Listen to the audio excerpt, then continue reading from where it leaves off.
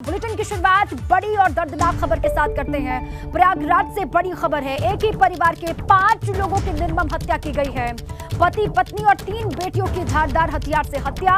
नवाबगंज थाना क्षेत्र के खगलापुर गांव का ये पूरा मामला है। अभी तक हत्या की वजह क्या रही है इसका पता नहीं चल पाया, खुलासा नहीं हुआ।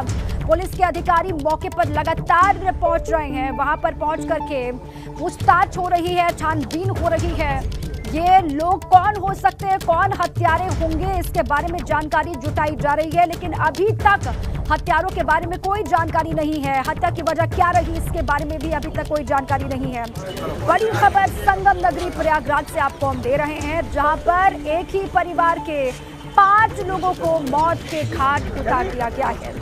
क्या कोई रंजिश इस परिवार की किसी के साथ चल रही थी, कोई विवाद चल रहा था, वजह क्या हो सकती है, इसके बारे में आज पड़ोस के जो लोग हैं उनसे भी जानकारी जुटाई जाएगी, उनसे भी पूछताछ होगी और फिर पता लगाने की कोशिश होगी कि असल वजह क्या हो सकती है, हत्यारे कौन हो सकते हैं।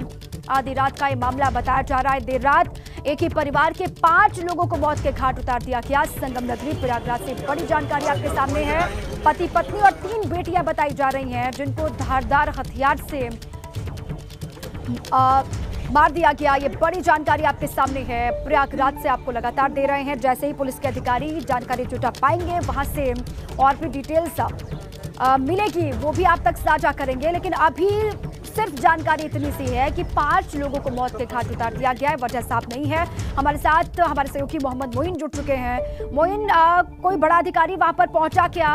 कब तक जानकारी साफ हो पाएगी, कब तक पता चल पाएगा हत्यारे कौन है और हत्या की वजह क्या है? देखिए, एक एक कर जो है वो बड़े अधिकारी पहुंचना शुरू हो गए हैं। सीओ पहुंच गए हैं, एसपी गंगापार, एसएसपी जो है ये मौके पर पहुंचने वाले हैं। तमाम जो दूसरे बड़े अधिकारी हो, चाहे वो आईजी हो, चाहे एडीजी जोन हो, वो सारे के सारे लोग घटनास्थल के लिए रवाना हो चुके हैं। बहुत जल्द पहुंच जाएंगे। अभी बहुत कुछ साफ नहीं हो सका है। हालांकि एक इस बात की चर्चा है कि कहीं ऐसा तो नहीं कि जो घर का मुखिया था उसने पत्नी और 3 बेटियों की हत्या की हुई हो और उसके बाद उसने खुदकुशी कर ली हुई हो, क्योंकि जिस तरीके से उसका शव बरामद हुआ है वो ऐसा लग रहा है कि जैसे उस फंदे पर लटका हुआ है। तो इस थ्योरी पर भी पुलिस छानबीन कर रही है, क्योंकि पूरा का पूरा परिवार ही जो है वो मौत की नींद सो चुका है, मौत के घाट उतारा जा चुका है। ऐसे में क्या कुछ हुआ, क्या पूरा घटनाक्रम रहा, इस बारे में तस्वीर साफ होने में थोड़ा वक्त लगेगा।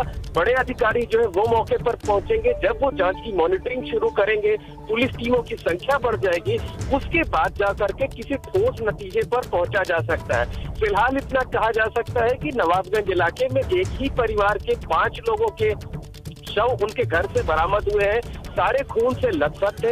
हत्या किसने की? क्या घर का ही कोई आदमी था? जिसे एक तरीके से चर्चा उठ रही है। गांव वालों में इस बात को लेकर भी चर्चा है कि कहीं ऐसा तो नहीं कि जो परिवार का मुखिया था उसने पत्नी। मोइन, आप परिवार के बैकग्राउंड के बारे में, परिवार के बारे में क्या जानकारी दे रहे हैं लोग? कोई मानसिक तनाव में परिवार चल रहा था, आर्थिक तंगी से परिवार गुजर रहा था, इस तरीके की भी कोई जानकारी मिल रही है क्या?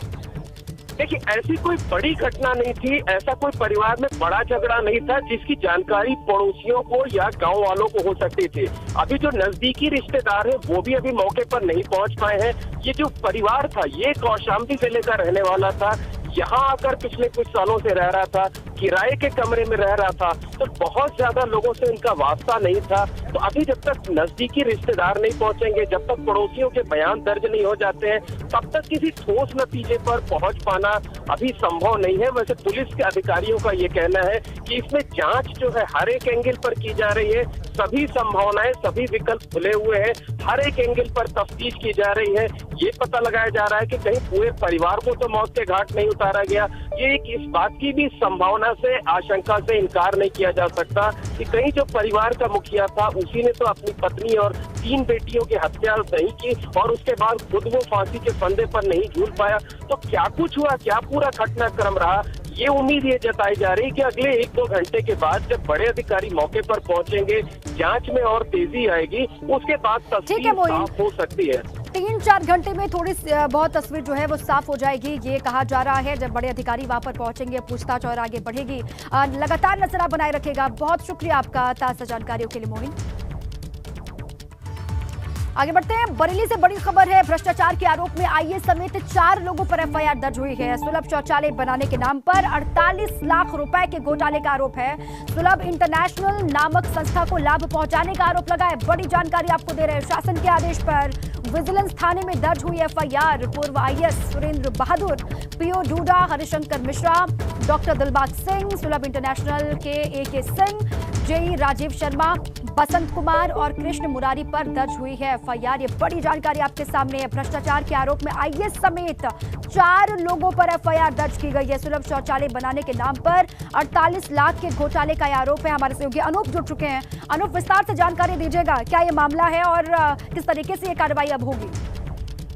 देखिए, जैसे ही दूसरी बार योगी सरकार बनी है और योगी जी ने साफ कह दिया है कि भ्रष्टाचार किसी भी कीमत पर बर्दाश्त नहीं होगा, और यही वजह है कि शासन स्तर पर इसकी मॉनिटरिंग की गई और शासन के आदेश के बाद विजिलेंस थाने में 4 लोगों के खिलाफ एफआईआर दर्ज की गई है, जिसमें पूर्व आईएएस हैं और तमाम जो अधिकारी हैं। पूर्व आईएएस सुरेंद्र बहादुर है, पीओ डूडा, हरिशंकर मिश्रा है, डॉक्टर दिलबाग सिंह है, और इन लोगों के खिलाफ गंभीर धाराओं में एफआईआर दर्ज की गई है और जल्द ही अब इनकी गिरफ्तारी भी हो सकती है, जिसको लेकर जांच पड़ताल चल रही है। क्योंकि ये सुलभ शौचालय बनाने के नाम पर पूरा मामला सामने आया था। 48 लाख रुपए की ये कुछ घोटाला है ये है, और बताया जाता है कि जांच पड़ताल की जाती है तो और भी बड़ी चीजें सामने आ सकती है, और भी बड़ा खुलासा हो सकता है, और भी किसी खाली बरेली ही नहीं, इस तरीके के घोटाले पूरे प्रदेश में बताए जा रहे हैं कि हुए हैं। तो इसको लेकर जांच चल रही है। बरेली में ये मामला सामने आया है और इसके बाद अब अन्य जगहों पर भी इसकी जांच पड़ताल की जाएगी, क्योंकि जो हमारे अधिकारियों से बात हुई है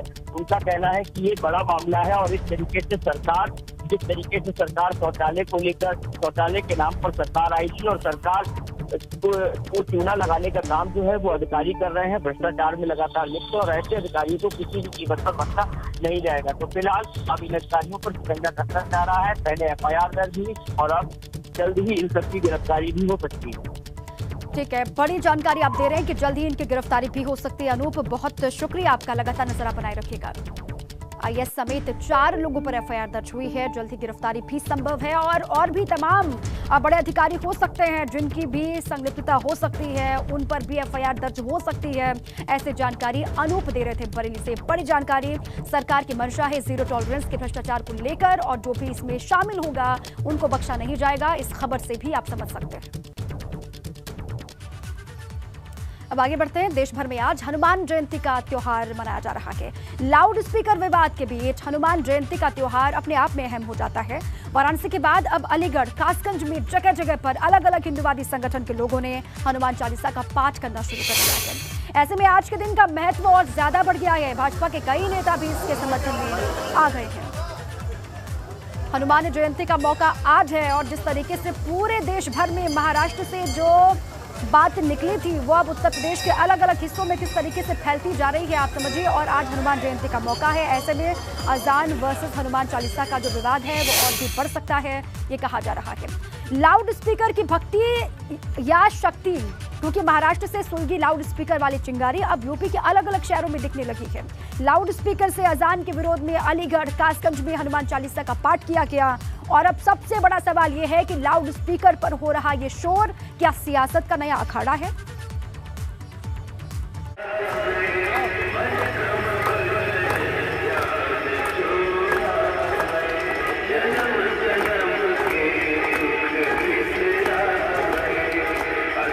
लाउड स्पीकर पर सबसे बड़ा धर्म युद्ध।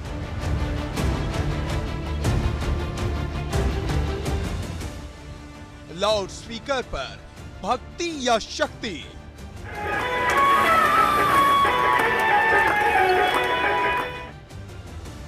यूपी में बड़ा शोर, सियासत हो रही घनघोर। किसी ने कभी सोचा नहीं होगा कि लाउड स्पीकर पर भी घनघोर सियासत हो सकती है। लेकिन मुद्दे की बात तो यह है कि महाराष्ट्र के ठाणे में सुलगी लाउड स्पीकर की चिंगारी का असर अब यूपी के अलग अलग शहरों में दिखने लगा है। अलीगढ़, कासगंज और महादेव की नगरी काशी में मस्जिदों से लाउड स्पीकर पर अजान के विरोध में मंदिरों और चौक चौराहों पर लाउड स्पीकर से हनुमान चालीसा का पाठ किया जाने लगा है। शोर वाली सियासत की चिंगारी सबसे पहले महाराष्ट्र और कर्नाटक में सुलगी। पण आज 12 तारीख आहे, 12 ते 3 मे महाराष्ट्रातल्या सगळ्या मशिदींवरच्या मौलवींशी तुम्ही त्यांना बोलवून घ्या, त्यांना सांगा सर्व मशिदींवरचे लाऊडस्पीकर हे उतरले गेले पाहिजेत, खाली आले पाहिजेत।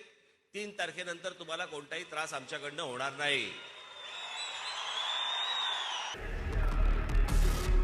अब अलीगढ़ में युवा क्रांति नाम के एक संगठन से जुड़े कार्यकर्ताओं ने गांधी पार्क में हनुमान चालीसा का पाठ लाउड स्पीकर से कर दिया। हमने एसीएम फर्स्ट मोहम्मद जफर साहब जो थे उनको ज्ञापन दिया था और हमने शीघ्र अतिशीघ्र तत्काल कार्रवाई करने की उनसे मांग करी थी और उन्होंने ये भी बोला था कि हम इस पर विचार विमर्श करेंगे, पर अब तक कोई विचार विमर्श नहीं हुआ। मस्जिदों पर यों के तो 10 के 10 लाउड स्पीकर लगे हुए हैं। हमने उनसे मात्रा कम करने की मांग करी थी, अभी तक कोई मात्रा कम नहीं हुई। उसके एवज में आज हमने यहाँ पर लाउड स्पीकर ला के हनुमान चालीसा का पाठ कराया। जबकि कासगंज के पटियाली में भी लाउड स्पीकर से अजान के विरोध में हनुमान चालीसा का पाठ किया जा रहा है। हालांकि इसी पटियाली में जब एबीपी गंगा की टीम पहुंची तो स्थानीय लोगों ने गंगा जमुना तहजीब की मिसालें दी। हमारे पटियाली में तो कभी कोई मसला रहा ही नहीं और ना इस वक्त अगर कोई हनुमान चालीसा की कोई अफवाह चली है तो ऐतराज़ किस बात का। हनुमान जयंती है, हनुमान चालीसा अगर हनुमान जयंती में नहीं पढ़ा जाएगा तो फिर कब पढ़ा जाएगा। पढ़े खूब शौक से। तो जहाँ तक आज़ान का सवाल है, आज़ान के बारे में मैं सारे अपने मुस्लिम से ही कहना चाहूँगा कि आज़ान का वक्त जब हो तो आप अपना मिनिमम आवाज़ पर आज़ान दें, मैक्सिमम आवाज़ ना हो। ऐसी ही मिसाल कानपुर के टाटमिल चौराहे से सामने आई, जहां जुमे के दिन पहले नमाज हुई और फिर हनुमान चालीसा का पाठ किया गया। ये अवधान चल रहा है, जो विवाद हो रहा है उसको किस तरह से देख रहे हैं, क्या बोलेंगे? नहीं, यहाँ पे कोई ऐसी बात नहीं है अभी फिलहाल। यहाँ से सबक जी, यहाँ से सबक ले लें, यहाँ देखें आके, यहाँ से सबक लेने आके। यहाँ सबक लेने की जरूरत है लोगों। एकता देखिए आप, एकता देखिए मंदिर मस्जिद, और क्या चाहिए। दोनों लोग का एक ही रास्ता है, यहीं से होके मंदिर में भी लोग जाते हैं और यहीं से लोग मस्जिद में भी जाते हैं। चालीसा पढ़ेंगे अजान के वक्त, इस तरीके की जो बातें करते हैं, ऐसा लोग कुछ नहीं है सर, यहाँ बिल्कुल ऐसा नहीं हो रहा। 20 साल तो काम नहीं, वो सब ये काम कर रहे हैं। जिनके पास कोई काम नहीं वो सब ये काम कर रहे हैं। यहाँ पर सब एकता से काम चल रहा है। तो ये नमाज करके, जुमे का दिन है और रोजेदार हैं, नमाज अदा करके बाहर निकल रहे हैं। ये एक मीनारी मस्जिद है और इसी की बाउंड्री से लगे हुए ये मंदिर है और बरसों से यहाँ पर सांप्रदायिक एकता की मिसाल कायम है। शामली में भी जुमे की नमाज पढ़ने आए लोगों ने भी लाउड स्पीकर के मुद्दे को सिर्फ और सिर्फ सियासी शोर बताया। ये सभी लोगों के साथ होती है, जहाँ पे जितने लोग होते हैं मोहल्ले के, जुमा होता है। हमारे शहर में बहुत सुकून का माहौल है, अच्छी तरीके से जुमा पढ़ रहा है, सब अपनी इबादत में लगे हुए हैं, बहुत अच्छा सुकून का माहौल है। सब अपनी अपनी नमाज वक्त पे अदा कर रहे हैं, रोज़े रख रहे हैं, इबादत कर रहे हैं, रमज़ान का पूरा ख्याल रखा जा रहा है। ये हमारा जो है लोकतंत्र, यहाँ सबको अधिकार है। हमारे हिंदू भाई अपना हनुमान चालीसा करें, हमारे मुसलमान भाई लाउड स्पीकर में नमाज पढ़े। जब से देश आज़ाद हुआ तब से होता आ रहा है। ये तो कुछ लोग मुद्दे उठा देते हैं, मुद्दों का क्या है तो उठते रहते हैं। वहीं अयोध्या में विश्व हिंदू परिषद लाउड स्पीकर के विवाद को अलग ही नजरिए से देख रही है। देखिए, हिंदुओं के ऊपर ये आक्रमण करना और हिंदुओं को ही दोष देना, ये तो बात समझ में नहीं आती है। इसलिए जैसा कि कहा गया है कि उत्तर प्रदेश में सैकड़ों जगह पर शोभा यात्राएं हुई, एक जगह पर समस्या नहीं हुई, तो ये भी कुछ बातें कहती है। तो इसलिए देश भर में राम जी का, हनुमान जी का गौरव बढ़ना चाहिए और इनके भक्ति के प्रसंग अधिक से अधिक गौरव से संपन्न होने चाहिए। मुद्दे की बात वही है जो हमें बचपन से सिखाई और पढ़ाई गई। मजहब नहीं सिखाता आपस में बैर रखना, पर लाउड स्पीकर के विवाद को देख लगता है सियासत जरूर सिखाती है। Bureau report, ABP Ganga.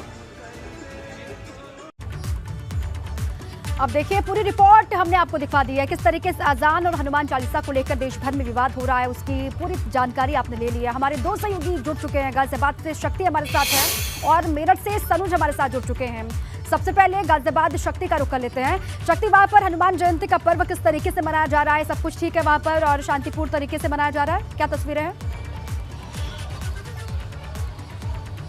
देखिए बिल्कुल, अगर गाजियाबाद की बात की जाए तो गाजियाबाद में आज हजारों जगह भंडारे का कार्यक्रम है। वहीं शोभा यात्राएं निकाली जाएंगी और सबसे बड़ी शोभा यात्रा गाजियाबाद के लोनी में निकलने वाली है, जहां पर तमाम जो फोर्स है वो लगाया गया है ताकि वहां पर कोई भी विघ्न न पड़ सके और वहाँ पर कोई भी किसी भी तरह की कोई घटना घटित ना हो सके, जिस तरह से देश में खबर आई। क्योंकि जैसे शोभा यात्राएं निकली तो जो पथराव की जो सूचना है वो हर जगह से आई, देश के कई हिस्सों से आई। तो गाजियाबाद में जो पुलिस फोर्स है वो बिल्कुल अलर्ट है। और बात की जाए गाजियाबाद की तो गाजियाबाद में जो भंडारे हैं वो भंडारे जगह जगह लगाए गए हैं। और इसके बाद शोभा यात्रा है, काफ़ी बड़ी शोभा यात्रा है। आपको एक नज़ारा भी दिखाते हैं जहाँ पर काफ़ी युवाएँ हैं और इन युवाओं में काफ़ी जोश भी है, खरोश भी है। पहले सबसे पहले भंडारे की एक तस्वीर दिखाते हैं कि जहाँ पर जो भंडारा है, भंडारे की तैयारी चल रही है। यहाँ पर आप देख सकती हैं कि हनुमान जयंती के मौके पर यहाँ पर भंडारे की जो तैयारी है वो यहाँ पर चल रही है और कुछ ही देर में यहाँ पर लोगों को भंडारा परोसा जाएगा। और गाजियाबाद के अगर लोनी की बात की जाए तो लोनी में एक शोभा यात्रा निकाली जाएगी, जो भव्य शोभा यात्रा है उस पर सभी की नज़रें हैं। क्योंकि गाजियाबाद का लोनी इलाका एक ऐसा इलाका है जहां पर जो मुसलमान काफ़ी संख्या में रहते हैं और जिसके बाद एक शोभा यात्रा यानी कि कई किलोमीटर आपने जानकारी दी किस तरीके से भंडारे का आयोजन वहाँ पर किया जा रहा है और किस तरीके से लोग वहाँ पर तैयार हैं हनुमान जयंती को लेकर और पुलिस भी मुस्तैदी के साथ डटी हुई है। आप रहिए हमारे साथ। सनुज का रुख कर लेते हैं, वो हनुमान मंदिर पर ही मौजूद है, तस्वीरें भी बता रही है। सनुज, वहाँ पर किस तरीके से तैयारी है, आज किस तरीके से हनुमान जयंती का पर्व मनाया जाएगा? सब कुछ शांतिपूर्ण तरीके से चल रहा है अभी तक वहाँ पर? देखिए, मैं इस वक्त मेरठ के बुढ़ाना गेट के सिद्धपीठ हनुमान मंदिर में हूं और यहां आस्था का सैलाब उमड़ा हुआ है। भले ही देश में लाउड स्पीकर को लेकर कोई विवाद चल रहा हो, लेकिन मेरठ में कहीं इस तरह की कोई जो घटना है वो नजर नहीं आ रही है। आस्था का सैलाब उमड़ा हुआ है और बजरंगबली के दर्शन के लिए यहाँ पर जो लोग हैं वो दर्शन करने के लिए आए हुए हैं। मैं आपको दिखा देता हूँ कि एबीपी गंगा पर जो दर्शक हैं वो सिद्धपीठ मेरठ के हनुमान मंदिर, बुढ़ाना गेट का सिद्धपीठ हनुमान मंदिर है और बाबा अगर यहाँ दर्शन कर सकते हैं हनुमान जी के। और ये कहा जाता है कि इस मंदिर में देश के कोने कोने से श्रद्धालु आते हैं, जिसने जो भी मांगा बाबा ने उसकी हर मनोकामना पूरी की है। और हनुमान जन्मोत्सव के दिन तो यहाँ विशाल आयोजन किया जाता है, चप्पे चप्पे पर सुरक्षा का पहरा भी रहता है और कई किलोमीटर लंबी जो श्रद्धालुओं की कतारें हैं वो यहाँ पर नजर आने लगती है। आप देखिए कि मंदिर में किस तरीके से आस्था की गंगा में जो श्रद्धालु हैं वो गोते लगा रहे हैं। मैं अपने कैमरामैन सत्येंद्र से कहना चाहूँगा, सत्येंद्र दिखाएं किस तरीके से यहाँ मंदिर में, सिद्धपीठ हनुमान मंदिर में आस्था का सैलाब उमड़ा हुआ है। और कहते हैं कि मंगल को जन्मे मंगल ही करते, मंगल में भगवान। तमाम यहाँ श्रद्धालु आए हुए हैं, उनसे भी हम बात कर लेते हैं। मंदिर की मान्यता बड़ी दूर दूर तक है। आज हनुमान जन्मोत्सव है, आप कब से आते हैं और जो मांगा वो मिलता है? मैं बचपन से आ रहा हूँ और आज तक जो मांगा है सिद्धपीठ मंदिर में हमेशा पूरा हुआ है। बजरंगबली बाबा की बहुत बड़ी आस्था है, सबसे बड़ा मंदिर है, सिद्धपीठ मंदिर है। भगवान जय श्री राम, जय श्री राम के देखिए जो जयकारे हैं वो भी गूंज रहे हैं। यहाँ कतारों में देखिए कि महिलाएं भी लगी हुई हैं, उनसे भी हम बात कर लेते हैं। माता जी, आपके चेहरे की हंसी बता रही है कि बाबा से जो मांगा सब मनोकामना पूरी हुई। बाबा से जो मांगा बालाजी महाराज ने सब कुछ दिया, सारा कुछ दिया बाबा ने। बाबा बहुत दयालु है बाबा। आप कब से आते हैं मैम यहाँ बाबा के दरबार? बहुत अच्छा लग रहा है, जो बहुत सब पूरा होता है। बाबा के दर पे मांगा जाता है वो मिलता है। आप देखिए ये यहाँ पर जो श्रद्धालुओं की कतारें हैं वो लगी हुई है और ये कतार होते हुए मंदिर प्रांगण के बाहर तक चली गई है। सुबह से ही, करीब तड़के से ही यहाँ पर बाबा के दर्शन के लिए जो श्रद्धालु हैं वो यहाँ पर आने शुरू हो जाते हैं। किस तरीके से मंदिर प्रांगण में तैयारियां पिछले कई दिनों से चल रही थी, जो यहाँ आयोजक है और करता धरता है, उनसे हम बात कर लेते हैं। सर, आपसे जानना चाहूँगा, बड़ी दूर तक मंदिर की मान्यता है, कहते हैं देश के कोने कोने से श्रद्धालु आते हैं, कितने दिन से आप तैयारी कर रहे थे? ये बहुत प्राचीन मंदिर है और ये कार्यक्रम लगभग 4 दशकों से यहाँ होता आ रहा है, युवा मंडल बुढ़ाना गेट के तत्वाधान में। इसकी सारी देखरेख श्री अनिल पाठक जी, मंदिर के प्रबंधक के उससे होती है और ये काफी टाइम से पहले तैयारी शुरू। भंडारा भी सनोज, वहाँ पर बहुत प्राचीन ये मंदिर है, बहुत मान्यता है और इसलिए बहुत बड़ी संख्या में श्रद्धालु यहाँ पर पहुंचे भी हैं। सब मंगलमय हो इसी कामना के साथ वहाँ पर लोग पहुंचे हुए। शांतिपूर्ण तरीके से हनुमान जयंती का पर्व मनाया जा रहा है। गाजियाबाद और मेरठ में ये 2 तस्वीरें हमने दर्शकों तक पहुंचाई हैं। बहुत शुक्रिया शक्ति और सनोज आपका पूरी जानकारी देने के लिए और वहाँ की तस्वीरें दिखाने के लिए। लखनऊ से बड़ी खबर है, आवास विकास में करोड़ों रुपए की धोखाधड़ी का मामला है। आरोपी जगत नारायण शुक्ला की 3 बेटियों समेत 4 महिलाएं गिरफ्तार हो गई। है। बड़ी जानकारी राजधानी लखनऊ से आपको दे रहे हैं। आवास विकास में करोड़ों रुपए की धोखाधड़ी का ये पूरा मामला।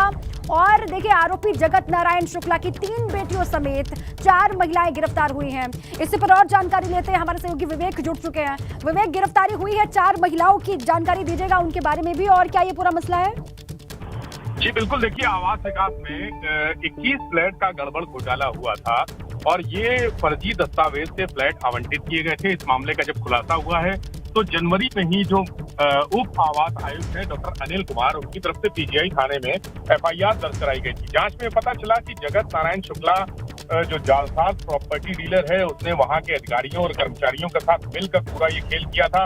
इस मामले में जो उप आवास आयुक्त हैं डॉक्टर अनिल कुमार, सहायक हैं आवास आयुक्त, सहायक आवास आयुक्त हेमपाल समेत कई लोग सस्पेंड हुए थे। 46 कर्मचारियों पर अब तक कार्रवाई हो चुकी है, लेकिन गिरफ्तारी नहीं हुई थी। जब जांच हुई तो पता चला कि जो जगत नारायण शुक्ला हैं, उनकी बेटियां और उनके परिवार की एक और महिला, तीनों की मिलीभगत सामने आई। कई फ्लैट इनके नाम से आवंटित कराए गए और उसके बाद फर्जी दस्तावेज लगाए गए।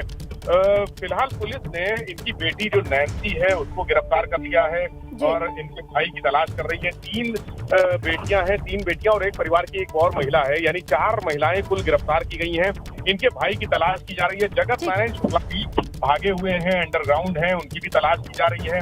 आपको बता दें कि जो नैन्सी शुक्ला है, इसके अलावा जो माया शुक्ला है, गायत्री शुक्ला है, ये गिरफ्तार हुई है। एक बिल्डर है दुर्गा बिल्डर, उसका भी नाम सामने आ रहा है। ठीक है विवेक, बहुत शुक्रिया आपका पूरी जानकारी के लिए।